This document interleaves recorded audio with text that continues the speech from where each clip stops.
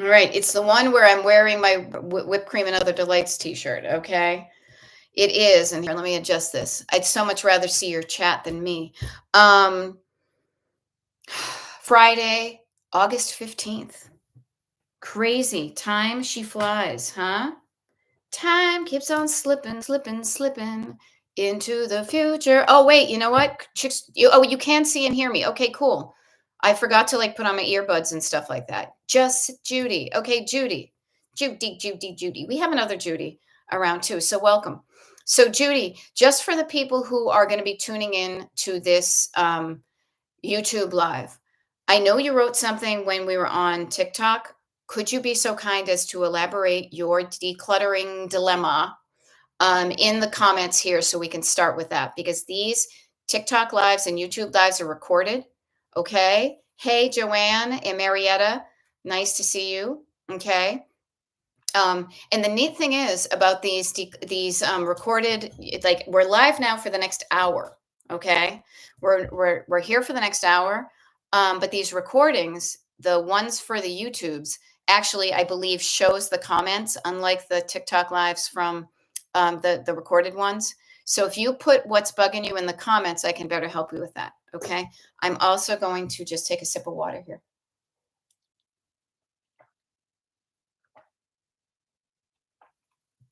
Yeah.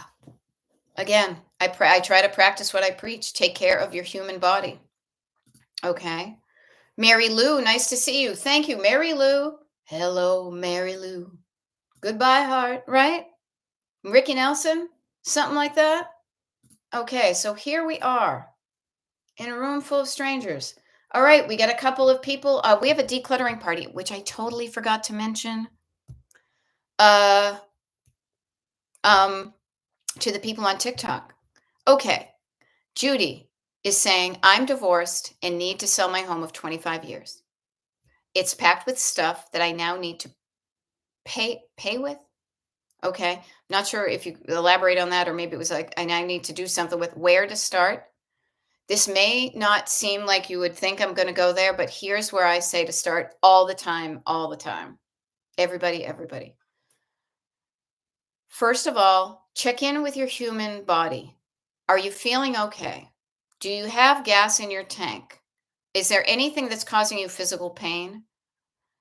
I say this because at a daily basis, you will do better with every single thing you do if you are taking care, if you feel better in your body. So let's assume you do. Oh, you're going to need to part with. Thank you. I appreciate that. All right. So feeling better physically, do something right now to make yourself feel better physically. Do some stretches, take a drink of water, that type of thing. So physical is always going to be the number one. But then I am Judy, I'm a decluttering life coach. So this is what I do. Okay. Yeah. Mary Lou says, yeah, you've been singing it too. I love it. Heather MC, good to see you. The second one is your nervous system. Now, notice the word nervous. Nervous Nights, I think, was a song by the Hooters, if I'm not mistaken. I know the Nervous Eaters was the name of a band in Boston. Nervous. It's your feeling, your energetic part of your body. Okay. And that, my friend, is the thing that I don't think many people talk about when they talk about decluttering, because how you feel about what you're going to do really is an important part of whether you do it or not, and also how you feel when you're doing it. Okay. So, what I say is learn to kind of calm down your nervous system, because when you do that, somebody sent me a video. This is not my idea, but it's like you've got a attack dog and an owl. You've got a backseat driver. You've got part of you that's fearful and part of you that's hopeful. Okay. You've got a backseat driver in your nervous system, and you've got a co pilot in the front seat, which is love and hope and um, love and hope and sex and dreams still survive on the street. Shattered, right? Um, Love, hope, and courage. All right. So I say this to you, Judy. So calming down your nervous system, how we do that is we sit down, we breathe down. You've already started to do this because you are slowing down enough to write comments. So I highly recommend to you, okay? You've written some stuff in the comments. Whatever you write in the comments, Write it, grab yourself a notebook, grab yourself an 8.5 by 11 piece of paper and a pen that's easy to write with, and write down whatever you wrote in the comments here. Because writing down is part of getting stuff done. Chunking it down, making whatever you wrote down and kind of dissecting it into smaller bits, that's also part of it. Okay. So, where do I start? Really, what you do is you start by calming down your nervous system, making sure you feel good physically. Check.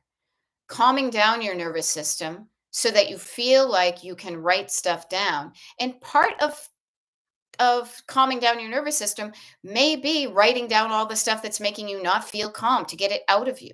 Almost like throwing it up and it's poison and you need to get it out of you in order to calm down.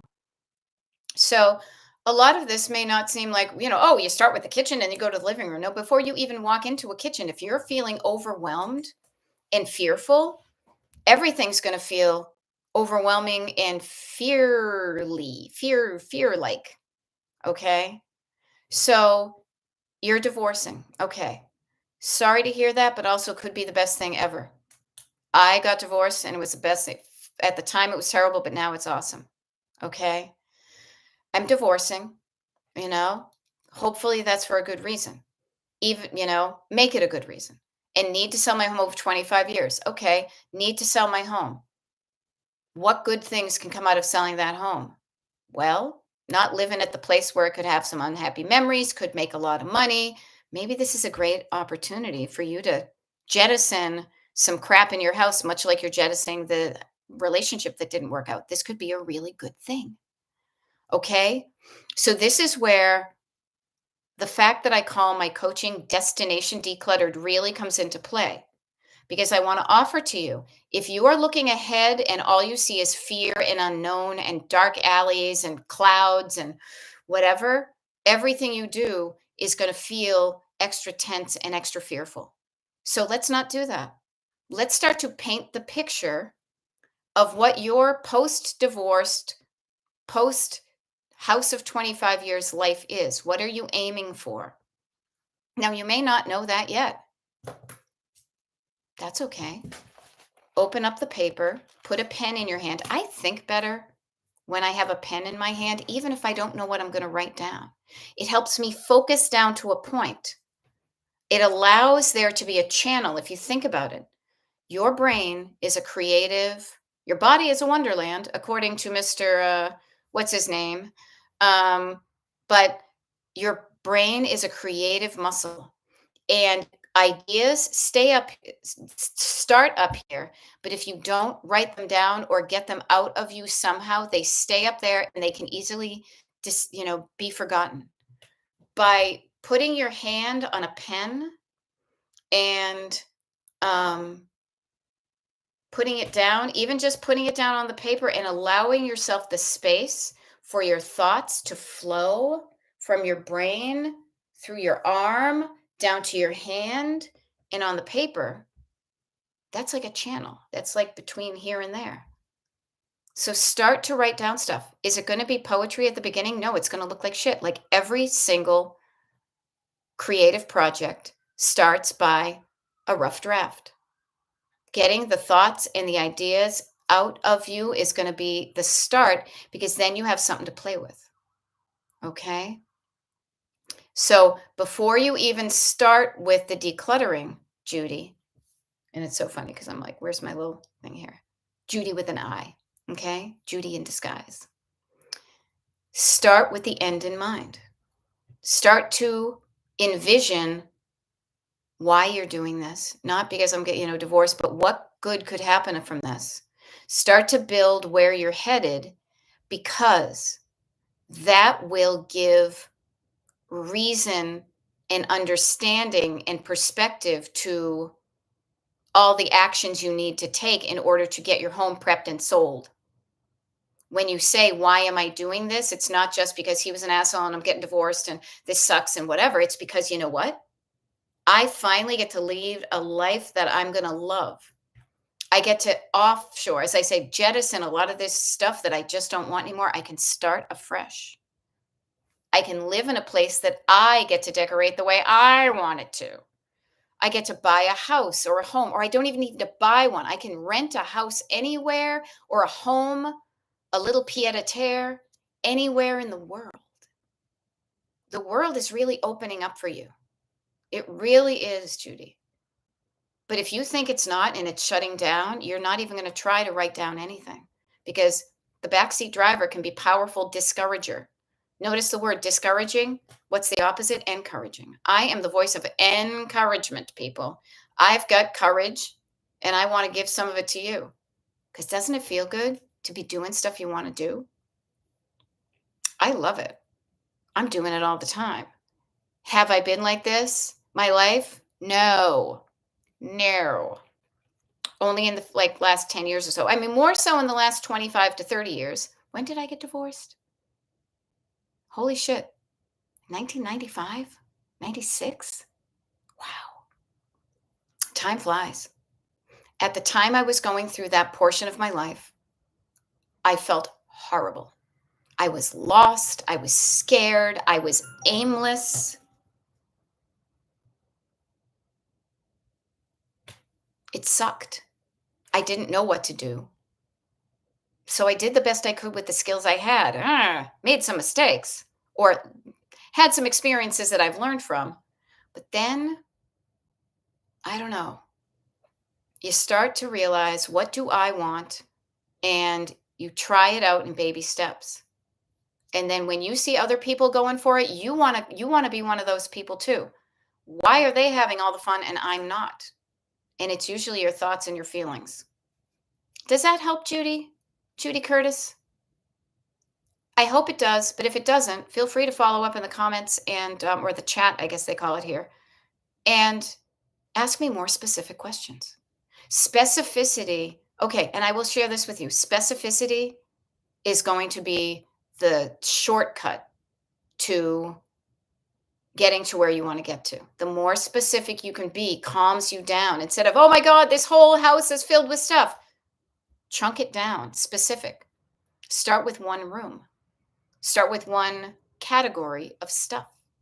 Now, there's a whole process on how to, like not how to declutter, because there's really no right or wrong way. The way you do it is, people may not want this, like start in the kitchen and go top to bottom and then left to right and decide.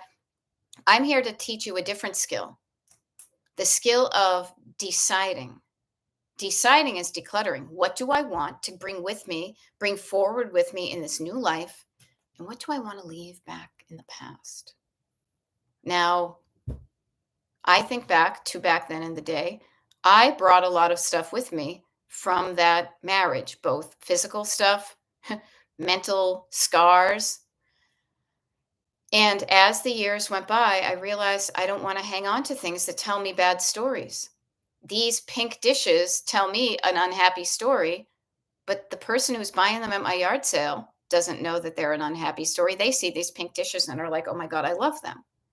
So don't hang on to bad stories longer than you have to. And you don't have to hang on to anything. You could, seriously, Mary Lou, or excuse me, Judy, you could call up an estate sale company and say, sell all this stuff, give me a check. I'm going to go hang out on the beach. Let me know when it's done. There are so many ways you can do this. Have some fun with it. Embrace the opportunity to change your life into the one that you really want. Because if you are getting divorced, they weren't happy, you weren't happy. So what was it about that weren't happy? Now, I'm not a relationship coach, but when you notice what's not working for you, the flip side is something that probably will work for you. I was married to an untrustworthy man. So when I wasn't even looking for a new husband, but when I found a trustworthy man, I felt more comfortable hanging out with him. So this applies to all of us. This applies to every single one of us. Use this juncture. Use Judy Curtis's divorce as an opportunity for you to say, am I living the life? If I had an opportunity to restart, what would I do differently? And then make this the opportunity. Make August 15th, whatever the frick time it is. Where's my stuff here? 12:15 in the afternoon. Why the hell not just decide today that it's like, I don't know, I just decided to do something different. I decided I was sick of lugging that stuff around with me, and I said, "You know what? I'm just gonna put a bunch of this stuff in the back of the car, and I'm gonna dump it at the Goodwill, and then I'm gonna go to my friend's pool." Just decide, just play with it. Don't overthink. Some things you do need to think about, but I bet you anything, every single one of us here, if your neighbor's house burned down and you are a good neighbor, which I know you are because I don't hang around with jerks, and your neighbor had nothing, I bet you could immediately fill a like your driveway with stuff that you would be willing to part with to help somebody else who has nothing. Notice that story causes you to look at your stuff differently. Do I really need 16 mugs? Or could I give 8 of these to my friend who now has not a thing and still have 8 mugs for myself? Do I really need 14 pairs of jeans? Or could I keep 7 for myself and share some of my jeans, the other ones, with somebody who now has no clothes except this clothes off their back?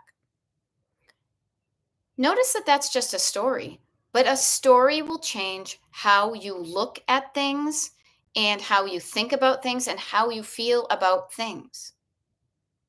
But when you have a story of, well, they're just going to make money from it and they're just greedy, you may not want to donate your stuff. I like to think that my donations help somebody. And also, it's an easy way for me to let go of things I don't want.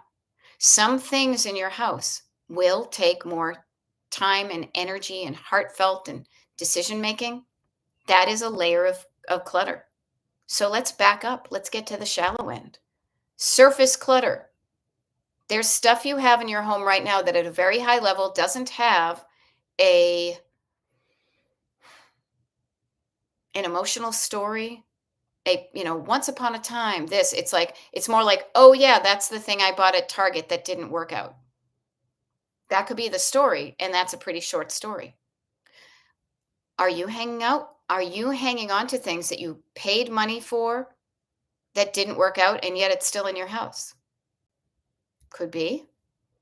Are you hanging on to things that somebody gave you that you don't particularly care for or want, but you're still hanging on to it? It's because of a story.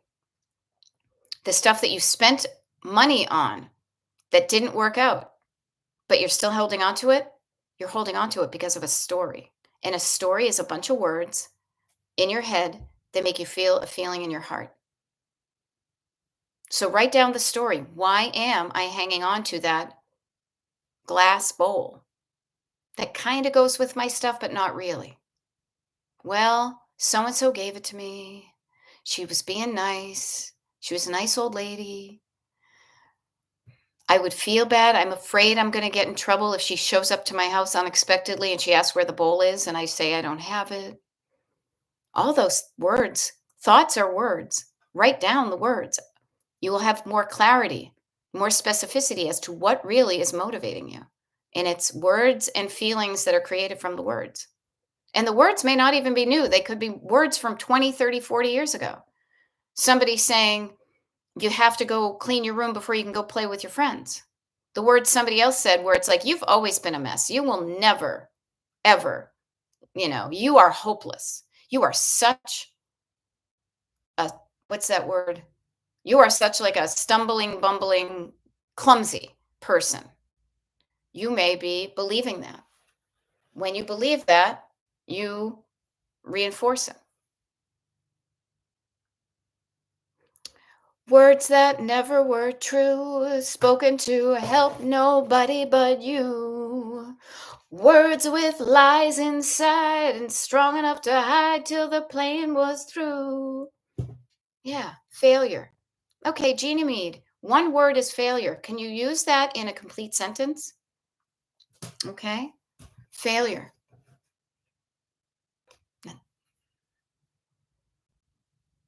I'm trying to think of that one. There is no fail. There's no do or not do. There's only try or something like that. The Yoda one. Failure. What does a failure mean? A failure is something. That you can look at something you tried that didn't work out. Instead of failure, cross it out. Try the word experiment. I experimented with being married to that person, and that experiment did not give me the result I want. I thought me plus him. Okay, Gina Mead, I have always been a failure in others' eyes. Whatever you write in the comments, write it down on a piece of paper. Now, that is a sentence that your brain offered. Your brain is a word machine 24/7. Okay. But let me back up. I have always been a failure in others' eyes. Is that true? Is that really true? Can you think of one instance? Like this is like we're in Perry Mason, Perry Masonry, if you watched it on the Flintstones, right? Can you think of even one example where somebody else's eyes looked at you and saw success? Saw somebody who did something good? If you can even find one example of that, that disproves the I have always been a failure in others' eyes. Notice the drama queen. Yeah, it's a statement I've been told or has been implied many times by other people and then by yourself. Notice right now you're telling yourself that. You are looking at yourself not from where you are, but externally to you, saying that person thinks I'm a failure. Okay. Okay. So, couple of things I want to offer to you. First of all, it's not true. It's not true. But to elaborate on that, failure is the opposite of perfection. Interesting. It's a statement I've been told or has been implied many times. If it's been told to yourself by external people, distance yourself from those people. If those people are throwing turds at you, dog turds at you, which is just words or turds, words can be turds. I love a rhyme. Oh my God. If their words are more like are turds, and if you know you're gonna, when you get near that person, every word comes out of their mouth is like one of those poop emojis. Would you want to stand within firing range of that? Poop, poop, poop. No, back off. Get some distance. So even if they say something like that, it falls to the ground instead of hits you on the chest with a piece of dog poop. Okay. So if that is really true, if you're really hanging around with those negative people, stop it. You don't have to go cold turkey. You can be very stealth in how you distance yourself from people like that. Okay.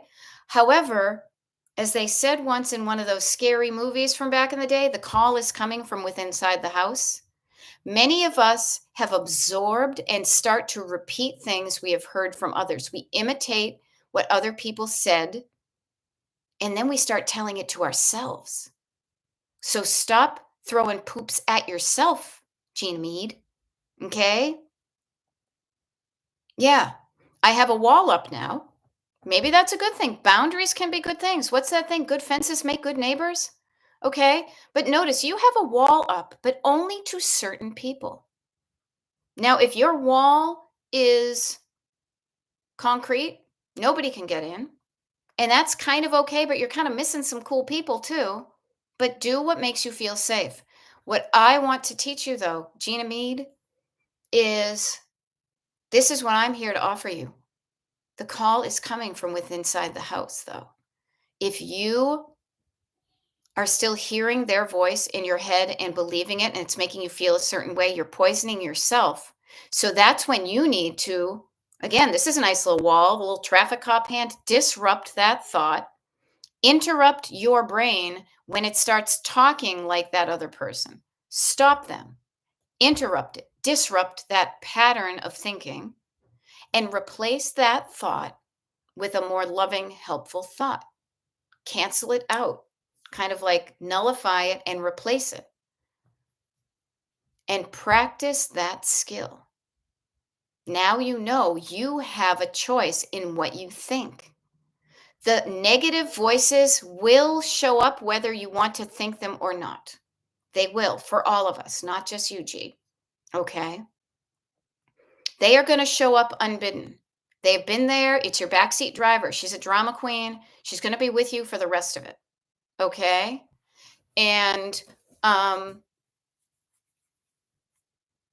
however, you can practice talking to yourself differently. Now, in order to do that, it is like learning a new language. These ones come automatically. The ones, at least at the beginning, when you don't think like this, you will need to write down some things to replace those words. You will need to write down in this new language a sentence that is pretty much the opposite. Okay?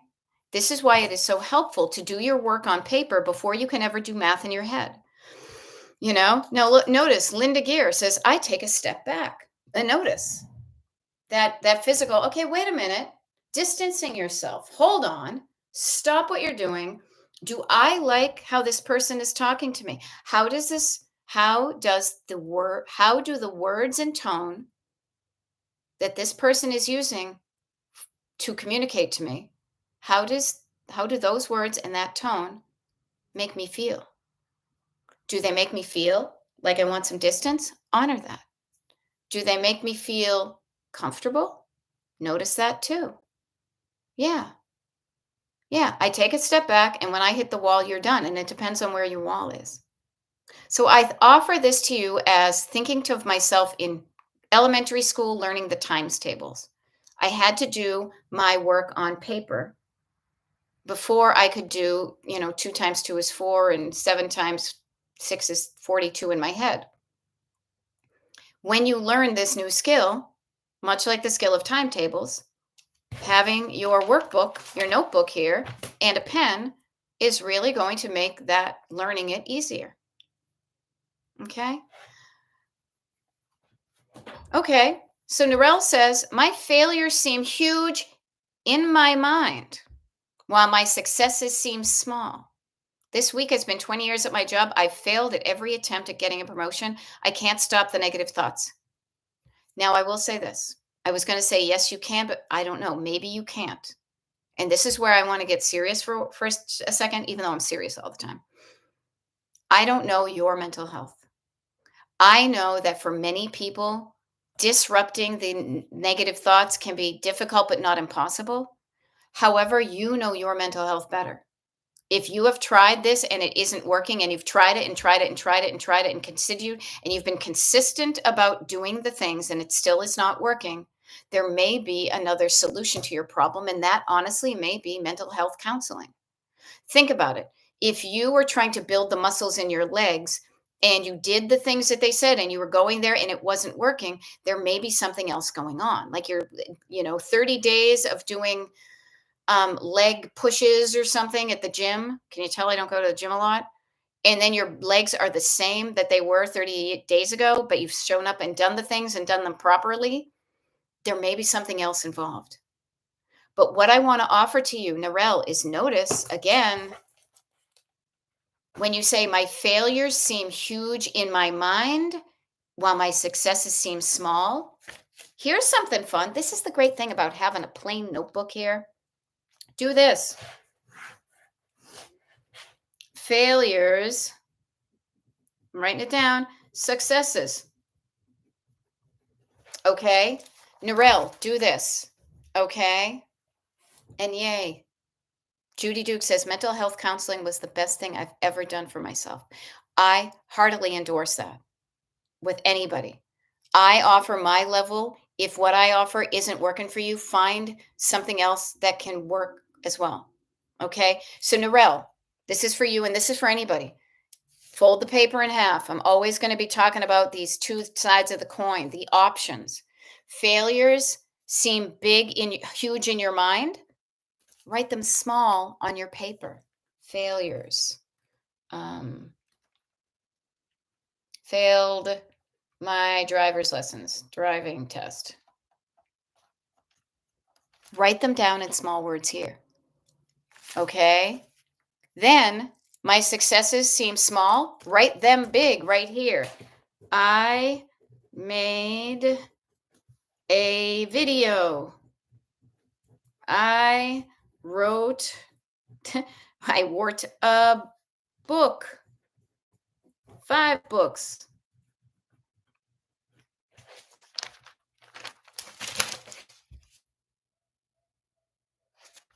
Your mind is not the best place to store your thoughts.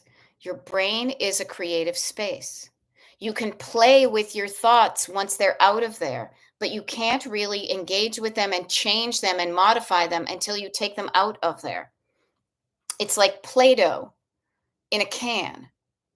It just sits there, but if you want to change it, if you want to make it into something, you've got to take it out of the can and play it around with it. And the words in your head, you got to dump them out, and you can do things to notice that. That's just a little failure, but if you keep it in here, yes, your brain will accentuate the negative, and it will tell you that the success was a fluke. Okay? So play with the paper and pen, you know? And if you are walking around, and I will share this from my own perspective, when I was walking around feeling sorry for myself, I'm just going to speak to myself, when I was telling myself negative stories, when I was looking and all I saw was failure, and I'm such a loser, and I'm so unlovable, and nobody's ever going to love me, people smell that on you. You walk around with little wavy stinko lines, and people can smell that on you. So I will just offer to you, do you want to hang around with people that smell like that? Would you promote somebody, even if they've been there 20 years, who smells like failure?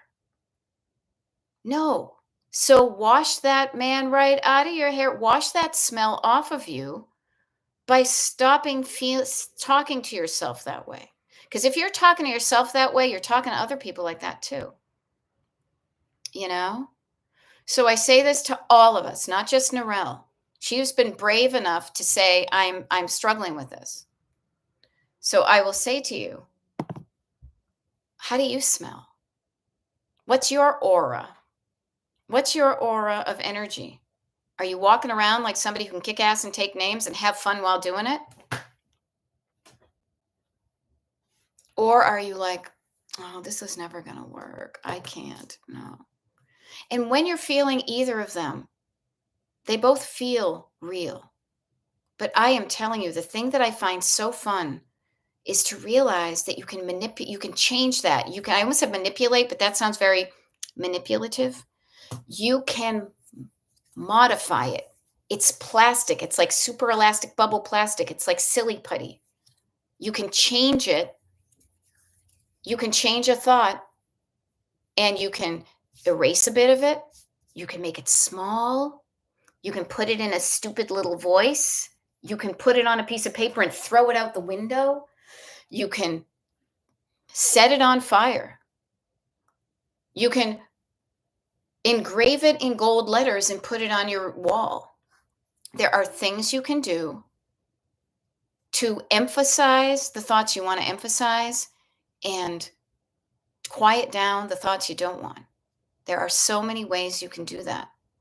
I highly recommend, though, to get started, you wouldn't even know what to say the thought is until you write it down. You know?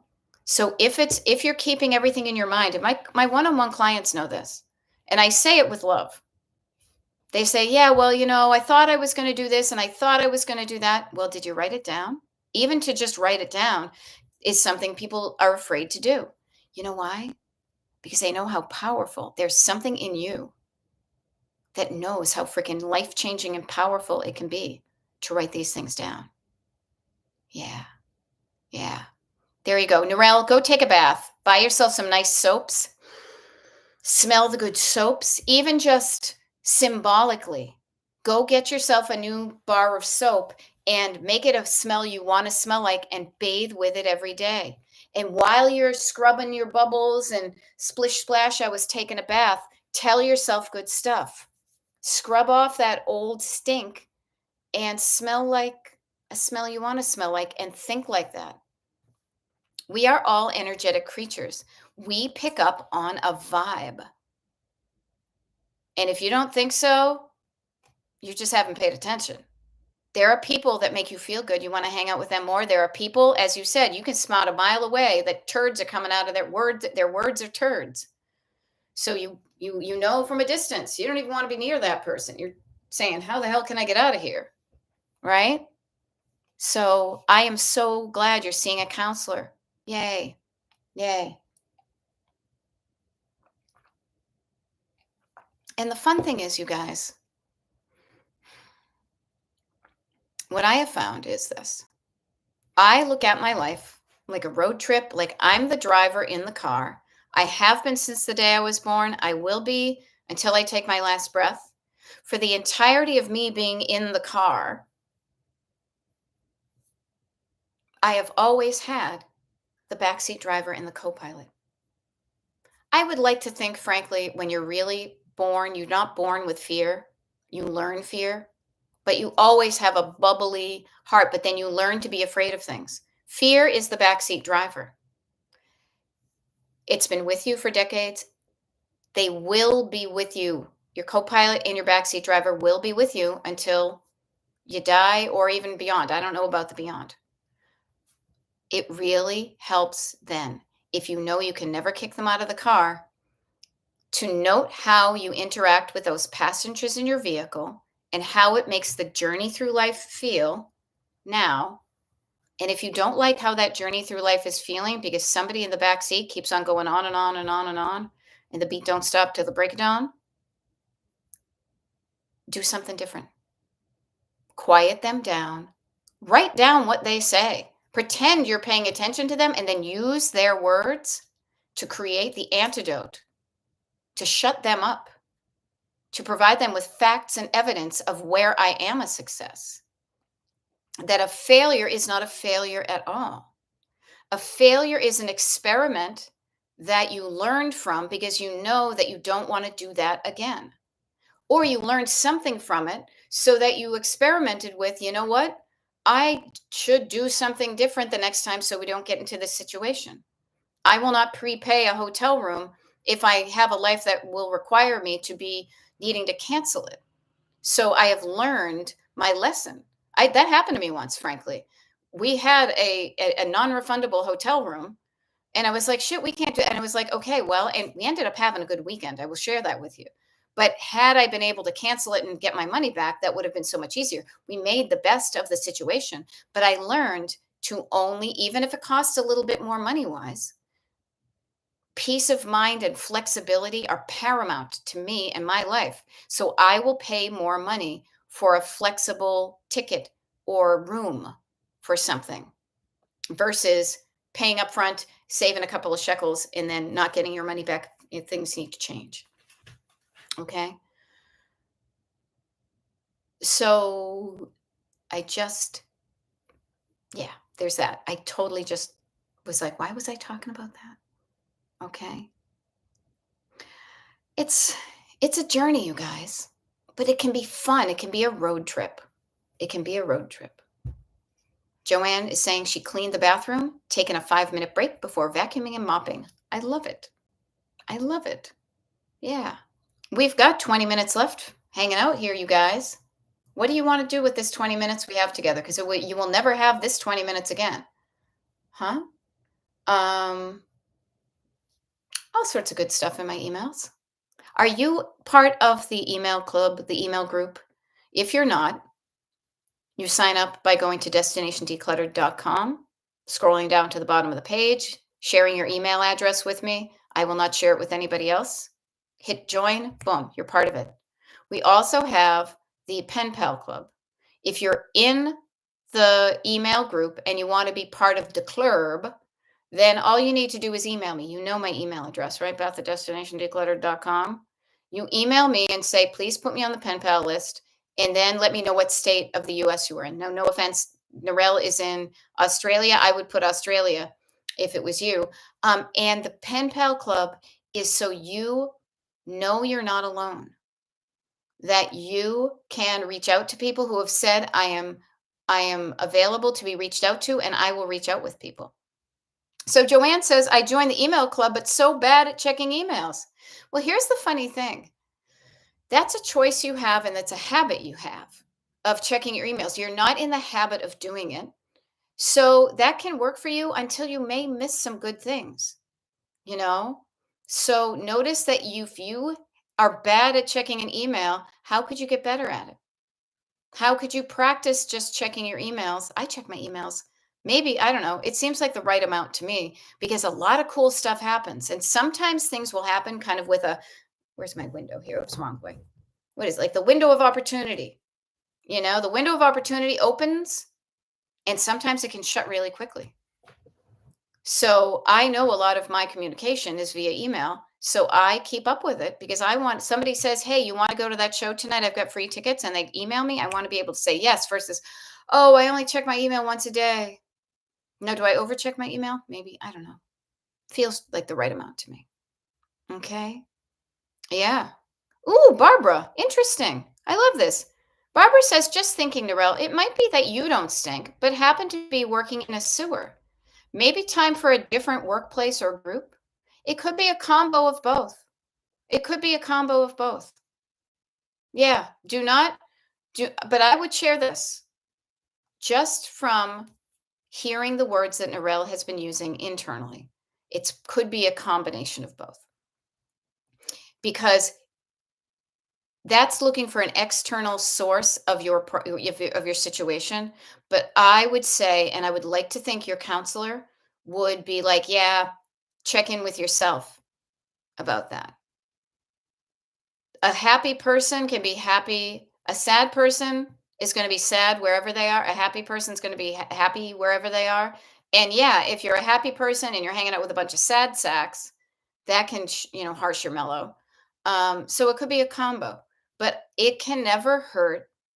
It can be scary to look inside, to say, part of this is my fault. But don't think of it as success or failure. Consider learning it. I'm going to learn about myself. Where where was I complicit in getting the situation to where it is? Now, this was a shock to me. I will share again. I share a lot. I share a lot. um, I will never forget when I was in the process of getting divorced. Somebody asked me, I know exactly who it was. I won't go into details. Well, kind of like, were you a good, spouse or whatever? And I had always been taught that problems are somebody, I'm perfect and somebody else is the problem. That's what I saw. And when this person said it, I was like, what, are you kidding? No, he's an asshole and I'm great. I definitely contributed to the demise of my first marriage because I didn't know better. I was talking like the people I had learned from talked to other people. I didn't know any better, so I did what I did. Now that I know myself better in what I want and how I get there and how I want to feel when I'm walking around in my own skin, I do things differently, you know? Yeah. Judy Duke says, I haven't noticed anything from the email group. Is something specific put in the subject? It usually says like destination decluttered, something or other. Let me do this because I just happen to have it up here. So I will say this, Judy Dukes, you know that I don't send out a lot of emails, and it's usually just as reminders of things. So let me see. Do I have anything? The last thing I sent out to people. Oh, wait, that's products. I'm looking at the wrong thing. Give me a sec. There we go. Okay. So the last email that was sent was on August 8th. So like a week ago today, actually. And it was just a reminder of being off the digital grid. I always try to include and I can look at it right now, in the subject line or the header or whatever, the words destination decluttered. Okay. Yep. Yes. And Gina, that's weird. It said it wouldn't let me reply. I'm curious about that, but I did see how you were able to contact me through the contact form, and I did get your um, what do you call it? I did get your state, and I did reply. So hopefully you got that. But sometimes, my system and your system were hanging up close, and my system, your system punched one in the nose. Okay, so I totally added that. You're okay. I always make sure to include the words destination decluttered in the subject line of the emails so you know exactly where it's coming from. So when you go to your email account, You could look for like that keyword phrase, like with quotes around it, or maybe you look at, because they always come from Beth at destinationdecluttered.com. You could then sort, and you know what I mean? It's like literally finding the emails you're looking for. Um, so yeah. hmm So yes, once you know better, you do better. Okay. Yes, exactly. That's all we're doing. We're learning and we're iterating. We are evolving. If you don't learn from the things you did, you're going to repeat it and you're going to get the same result. Again, think of being in science class. I learned that putting, I don't know, something and something together made it smell like farts. I put this into the test tube and that into the test tube, and it smells like farts. I don't want that smell, so I'm going to experiment with putting something else in the test tube. But if I keep on putting the same two things in the test tube, do not be surprised if they continue to smell like farts. Do the same thing, get the same result. Want a different result? Do something different. Think of it all as a giant experiment. Think of the guy who invented the light bulb. How many things he did that, quote, failed, but what it really did was it got him closer to doing the right thing. Okay? And see, and Narelle, this is good. There are aspects of my job that I love. I work from home. I have a flexible work arrangement. I get to talk to random people and get to travel to some amazing places sometimes. Write that down too. What do I love about my job? I love this about my job. But also, write down the stuff you don't love about your job, because then you can say, well, what's the opposite of that? Yeah. The definition of insanity is doing the same thing over and over and expecting a different result. It is. Now, some of us then are all of us are then at a certain degree insane, because we will repeat things that we know from previous experience will not get us the result we want, or it will get the result we want, but it comes with consequences. I'm thinking of drinking too much, but that's just me. Okay. So look at where you repeat yourself. What are your, and a habit is just a repetition. And a repetition can be a repetition of an action, an external action with your stuff. Joanne says, I'm certifiable. Yep. You know what? We're going to all have fun in the loony bin, right? But a repetition is also a repetition of thought. If you think the same thing, you're going to get the same feeling, and the thought and the feeling affect what you do in the real world. It affects your posture. It affects your actions. It affects if you make eye contact with people. It affects even if you do take a shower or not. So notice where the repetition, you're doing the same thing and you're getting a stinky result. Stop the repetition.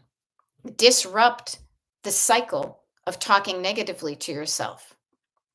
Interrupt the negative voice in the background. Excuse me. No, quiet down. Shut up. Shut up. I am tired of hearing you talk. You make me feel like shit, and I'm done with it. It's funny. I'm like, my husband's probably thinking I'm yelling at somebody. Yeah. Okay. All right. All right. Interesting, Gina. Didn't receive the follow-up. Thanks for letting me know. Okay, I'm glad I was able to do that, but do not worry. You can talk mean to your backseat driver. Shut the fuck up back there. I am so tired of you being so negative. I'm sick of feeling this way. I want to feel better about my life with however many years or moments I have left. So you be quiet. Now, you can temporarily shut them down by yelling at them, but anybody who's been in the car with somebody who yells at you to shut you down knows that that's going to burst out somewhere else. So you can try that method and it works temporarily. The longer term is to get curious, to have them share with you all the words that currently hold power that they use to make you not do the things. You just sit there and I'm curious. Tell me more. Tell me more about how much I suck. What are all the things that you say to me that stop me from doing these things? I'm going to write these things down.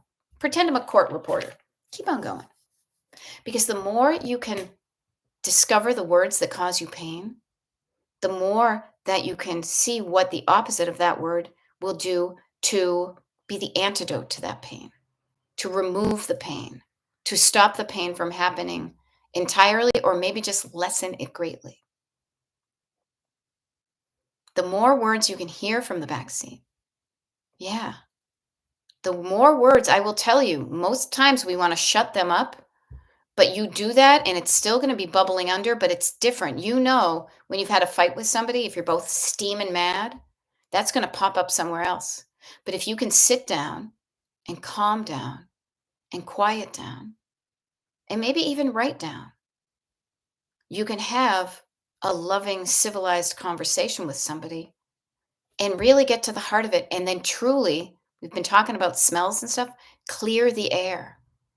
So the energy between you two is not weird the whole time. And I say you too, it could be an external relationship, but it could be an understanding. I get where you're coming from. You get where I'm coming from. Okay. Yeah. Yeah. Yeah. I've heard that people sometimes give their backseat driver a name, Becky. And it's funny because we've got a Becky here. So no offense to the Becky. But it's like I saw a woman that gave those thoughts a name. It was like, "Shut up, Becky. I can't deal with you today. I've got things I need to do." Yeah, I consider it. I just call it my backseat driver because it's basically Beth is in the driver's side, the driver's seat. Beth is in the backseat driver, but Beth is also in the co-pilot seat. The Father, the Son, and the Holy Ghost. Right? 3 is a magic number. Who the hell knows? But it kind of works out. But if you distance, if you say it's somebody else, it can be scary to realize that you're the one being mean to yourself all the time. I'm the one who's causing my own pain. I can't blame it on anybody else. Well, I can kind of when I've just been imitating somebody else, but I haven't stopped myself from yelling at myself. That can be a lot. It was a lot for me, but I've come to terms with it. I get it now. I understand why I was doing what I did, and I feel bad for previous me being so mean to myself. Right. No offense, Becky. So we got 6 minutes left. And then we have a decluttering party tomorrow. So that's the thing I'm going to do. And I'm not going to send it because I am hoping that the sun is still out. The sun is shining in the sky. My bathing suit is in the bag. My bag is in the kitchen. Whoosh. I'm going to be out the door and hopefully get into that pool or even just pool adjacent before the storm comes. I will be sending out an email to the email group. It's to remind you, I will be doing it today to remind you that there is a decluttering party tomorrow at noon Eastern. You can get the tickets right now. Also, as a reminder to sign up for the pen pal list so you have people to get in touch with and have accountability with. I will be sending out the pen pal list probably on Sunday, so I give people an ample opportunity to respond to it. And also to remind you that there are tons of videos that you can listen to, like podcasts, here on the Destination Decluttering, whatever, where the hell are we? YouTube channel. Okay. So you have resources that you can use even when I'm not here. Okay. I know you can do this. You have a toolkit now. You have your own version of this toolkit. It's just a matter of if you use the tools, when you use the tools, how often you use them. The more you use them, the quicker you become an expert with them and the quicker you're speeding along to your destination. Okay. Thank you, Judy Dukes. I do plan on having a great 2-week vacation. So Barbara says, I decluttered and organized storage for my art room for the whole summer. Still more to do, but I made a lot of progress. Today I am painting instead of organizing. I love that. And I will share with you, Judy Dukes and everybody, I'm going to swim over to the shallow end and I will share with you that my travel planning is the same as my coaching. I listen for when I'm feeling better and I listen to my heart about where I want to go. Now, this next 2 weeks is more my husband stuff, but I am still going to have fun with it. What can I do to have fun on this trip, even if we're going to places that aren't necessarily on my radar? Oh, you know what? We could go there and have a cocktail tomorrow night. Oh, you know what? It would be fun to see if my sister and my niece want to get together for dinner. Okay, make that happen. Destination, living a good life. Yeah, if you get bored, you can check in with us. I thought about that. I truly did. First of all, I will not be bored. But second of all, I want you to practice using these tools when you know I'm not going to be around. Okay. I know, I will leave you with this. I know you can do this. I know that these tools are so basic, simple. I don't say easy. You can do this. If you don't choose to do it, if you do not choose to use any of these tools that are at your availability, note that that is a choice. As Rush once said, if you choose not to decide, you still have made a choice. You have resources. It's up to you to take advantage of them, to practice with them, to use them to create your journey, to get on the journey towards your destination, but also, I'm going to try to quiet, not talk, so the backseat driver. If you're not using these tools, your backseat driver is telling you not to use them. Your backseat driver knows as soon as you start using these things that I share with you, that they don't have control over you anymore. When you say, wait a minute, I can listen to somebody else. Beth says, I don't have to do what you say. So I will share with you, notice the thoughts that go through your head when you're not using these tools. Oh, I could write that down. But I don't wanna. It's gonna be hard. I might feel some feelings. That's not gonna work. She's full of shit. What does she know? Notice what your backseat driver says to stop you from practicing this in the 2 weeks that we're separated. Okay? I am there with you in spirit. I know if I could do this and I have done it, you can do it too. Do not let the fear win. Do not let the fear stop you. Get curious where it comes from. You can more quickly quiet it down. And then point your car in a direction that you want to get to. And then when you're feeling good and you're doing good, then you're cruising along, and the backseat driver or the backseat driver's quiet. They trust that you're going to do what you do, that you're not going to get us into any harm. Your co-pilot's like, woohoo, I got the map, I got the snacks. Oh, let's pull over here. Sure, let's do it. Have fun on this journey through life. Okay? Have fun driving your car. As I say, just drive your life. Just drive towards those destinations you want to get to. Enjoy the journey. Point your car in that right direction. Make sure you have gas in your tank. Notice when the backseat drivers tend to pipe up, quiet them down. And you know what? I'm going to sign off right now and head out to the pool, okay?